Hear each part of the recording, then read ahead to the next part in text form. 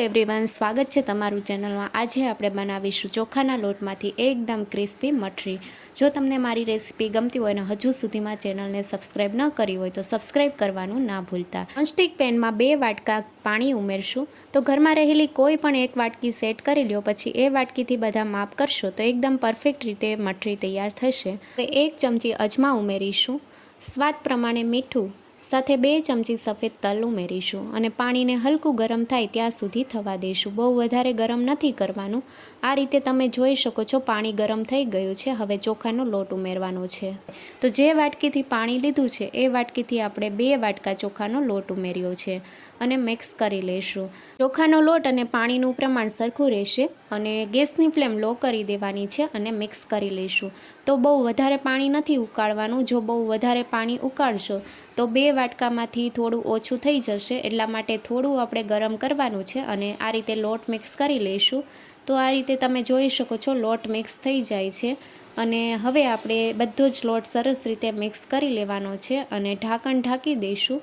તો લોટ સરસ એવો બાફવાનો છે આપણે। તો 2 થી 3 મિનિટ માટે આપણે ઢાંકણ ઢાંકીને કૂક કરી લઈશું, જેથી લોટ સરસ એવો બફાઈ જશે।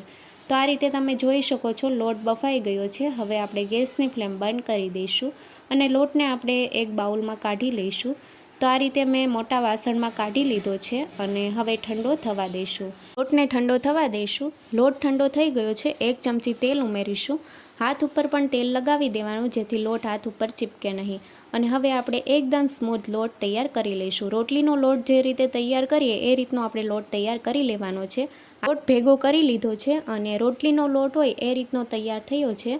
હવે જે સાઇઝની રોટલી તૈયાર કરવી હોય એ સાઇઝના લુવા તૈયાર કરી લેવાના અને એક લુવો લઈ લીધો છે। સૂકા લોટથી કોટ કરી લઈશું।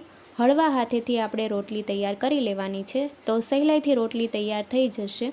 રોટલીને બધી સાઈડથી એક સરખી કરી લઈશું। પાતળી રોટલી તૈયાર કરશો એટલે એકદમ ક્રિસ્પી મઠરી તૈયાર થશે। આ રીતે મેં એક રોટલી પાતળી તૈયાર કરી લીધી છે। હવે કાંટા ચમચીની મદદથી હોલ કરી લઈશું, જેથી ક્રિસ્પી ફ્રાય કરતી વખતે ફૂલે નહીં। અને હવે એક્સ્ટ્રા પાર્ટ અલગ કરી લઈશું। સ્ક્વેર શેપમાં રોટલી તૈયાર કરી લીધી છે અને એક્સ્ટ્રા પાર્ટને આપણે ફરીવાર રોટલી વણીએ ત્યારે આ લોટ આપણે ઉપયોગમાં લઈ લઈશું। સ્ક્વેર શેપની રોટલી તૈયાર છે। હવે ઊભી લાઈનમાં આપણે કટ લગાવી દઈશું। તમારે જે શેપમાં તૈયાર કરવી હોય મઠરી એ શેપમાં તમે કરી શકો છો। મેં ટ્રાયંગલ શેપમાં તૈયાર કરી છે મઠરી। તો આ રીતે તમે જોઈ શકો છો ટ્રાયંગલ શેપ આપી દીધો છે।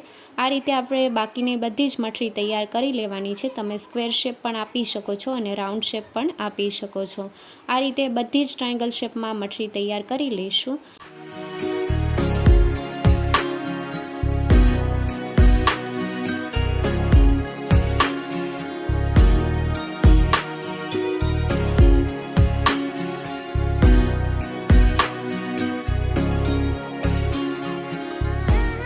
બધી મઠરી વણીને મેં આ રીતે ટ્રાયંગલ શેપ તૈયાર કરી લીધો છે અને હવે એકદમ ચટપટો મસાલો તૈયાર કરી લઈશું। 1 ચમચી ચાટ મસાલો, 1 ચમચી કાશ્મીરી લાલ મરચું પાવડર, અડધી ચમચી સંચળ પાવડર ઉમેરીશું અને બધા મસાલાને મિક્સ કરી લઈશું। તો એકદમ ચટપટો મસાલો તૈયાર થઈ ગયો છે। હવે આપણે મઠરીને ફ્રાય કરી લઈશું।